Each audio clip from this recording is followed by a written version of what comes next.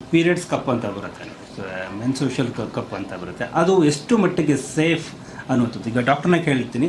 So ಆ ಒಂದು ಕಪ್ಪು ಇನ್ನೂ ಅದು ಸೇಫ್ ಅಂತ ಅನ್ಸುತ್ತೆ ಅದು ಆ್ಯಕ್ಚುಲಿ ಪೀರಿಯಡ್ಸ್ ಕಪ್ ಅಂತ. Definitely sir, we should be thankful that ಈ ಥರ ಮೆನ್ಸ್ಟ್ರುಯಲ್ ಕಪ್ ಎಲ್ಲ ಬರ್ತಿದೆ. ಮುಂಚೆ ಎಲ್ಲ ತುಂಬ ಹಳೆ ಬಟ್ಟೆ ಯೂಸ್ ಮಾಡೋದು. ಕೆಲವೊಂದು ಪ್ಯಾಡ್ಸ್, ಎಲ್ಲ ಪ್ಯಾಡ್ಸ್ ಅಂತಲೂ ಹೇಳಲ್ಲ, ಕೆಲವೊಂದು ಪ್ಯಾಡ್ಸ್ ಎಲ್ಲನೂ ಆ ಮೆಟೀರಿಯಲ್ ಸರಿ ಇರಲ್ಲ. ಏನಾಗುತ್ತೆ ಈಗ ಪೀರಿಯಡ್ಸ್ ಅನ್ನೋದು 2 days ಇರ್ಬೋದು, 5 days ಇರ್ಬೋದು, 7 days ಇರ್ಬೋದು. ಆ ಟೈಮಲ್ಲಿ ಅಷ್ಟು ದಿನನೂ ಈ ಟ್ಯಾಂಪೂನ್ಸ್ ಅಥವಾ ಪ್ಯಾಡ್ಸ್ ಹಾಕೊಂಡ್ಮೇಲೆ ರ್ಯಾಷಸ್ ಡೆವಲಪ್ ಆಗುತ್ತೆ. ಅದರದ್ದು ನೋವಿರುತ್ತೆ. ಪ್ರಾಬ್ಲಮ್ ಏನಂದರೆ ಹೇಳ್ಕೊಳಕ್ಕಾಗಲ್ಲ, ಆ ಕಡೆ ಕೂರಕ್ಕೂ ಆಗಲ್ಲ, ಈ ಕಡೆ ಹೇಳ್ಕೊಳಕ್ಕೂ ಆಗಲ್ಲ, ಒಂಥರ ಅದು ಆಗಲ್ಲ, ತುಂಬ ಡಿಸ್ಕಂಫರ್ಟ್ ಆಗುತ್ತೆ.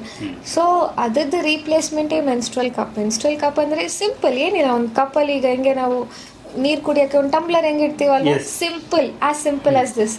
ಟ್ಯಾಪಿಂದ ಮೆನ್ಸ್ಟ್ರುಯಲ್ ಫ್ಲೋ ಎಲ್ಲಾನು ಕಲೆಕ್ಟ್ ಮಾಡಲಿಕ್ಕೆ ಮೆನ್ಸ್ಟ್ರುಯಲ್ ಕಪ್ ಅಂತ ಯೂಸ್ ಮಾಡ್ತಾರೆ. ಸಿಂಪಲ್ ಫೋಲ್ಡಲ್ಲಿ ಹಿಂಗೆ ಫೋಲ್ಡ್ ಮಾಡಿ ಕೆಳಗಿಂದ ಇನ್ಸರ್ಟ್ ಮಾಡಬೇಕು. ಅದು ಸೈಜಸ್ ಬರುತ್ತೆ, ಅದನ್ನು ನೀವು ಯಾವುದು ಸೈಜ್ ನಿಮ್ಗೆ ಅನುಕೂಲ ಆಗುತ್ತೋ ಅದ್ರ ಪ್ರಕಾರ ಇಡ್ಬೋದು. ಈಗ ಅದು ಕಲೆಕ್ಷನ್ ಆಗುತ್ತೆ. ಅದು ಏನಂದರೆ ಈಗ ಮೆನ್ಸ್ಟ್ರುಯಲ್ ಕಪ್ ಹಾಕಿದ್ರು ಅದನ್ನ ಹಂಗೆ ಬಿಡ್ಬೇಕಾ ಅಂದ್ರೆ ಆ ಥರ ಅಲ್ಲ. ಅದನ್ನು ನಾವು ಡಿಸ್ಕಾರ್ಡ್ ಅಂದರೆ ತೆಗೆದು ಮತ್ತೆ ರೀಫಿಲ್ ಅಂದರೆ ಮತ್ತೆ ಹಾಕೋಬೇಕು. ಸೇಫಾಗಿ ರಿಯೂಸ್ ಮಾಡ್ಬೋದು. ಸ್ವಲ್ಪ ಕಾಸ್ಟ್ ಎಫೆಕ್ಟಿವ್ ಇರುತ್ತೆ ಇದು, ಬಿಕಾಸ್ ಸ್ವಲ್ಪ ರಿಯೂಸಬಲ್ ಫೆಸಿಲಿಟಿ ಇರೋದ್ರಿಂದ ಕಾಸ್ಟ್ ಎಫೆಕ್ಟಿವ್ ಇರುತ್ತೆ. ಸ್ವಲ್ಪ ಮಿನಿಮಲ್ ಹ್ಯಾಂಡ್ ಹೈಜೀನ್ ಯೂಸ್ ಮಾಡಿ ಸಿಂಪಲ್ ಯಾವ ವಾಶ್ರೂಮಲ್ಲಿ ಆಗೋದು, ನಿಮ್ಗೆ ಯಾವ ಪೊಸಿಷನ್ ಕೂತ್ಕೊಂಡು ಟಾಯ್ಲೆಟ್ ಸೀಟ್ ಮೇಲೆ ಕೂತ್ಕೊಂಡು ಹಾಕೋಬೋದು. So it is quite ಕನ್ವೀನಿಯಂಟೆ.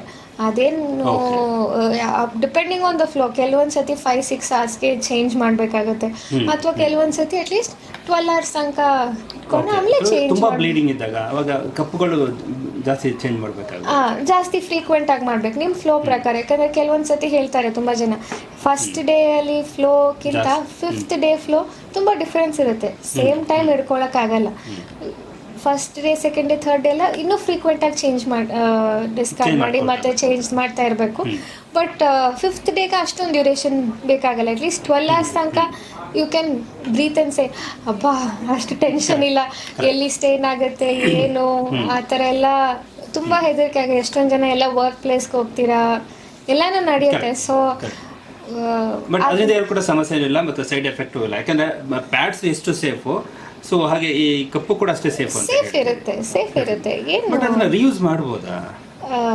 Reuse ಅಂದ್ರೆ ಅದು ಹಾಟ್ ವಾಟರ್ಲೇ ಮಾಡಬೇಕು ಅಥವಾ ಅದಕ್ಕೇನಾದ್ರು ಸ್ಯಾನಿಟೈಸರ್ ಆ ಥರದ್ದು ಏನಿಲ್ವಾ? ಕ್ಲೀನ್ ಮಾಡಿ ಹಾಕೋಬಹುದು.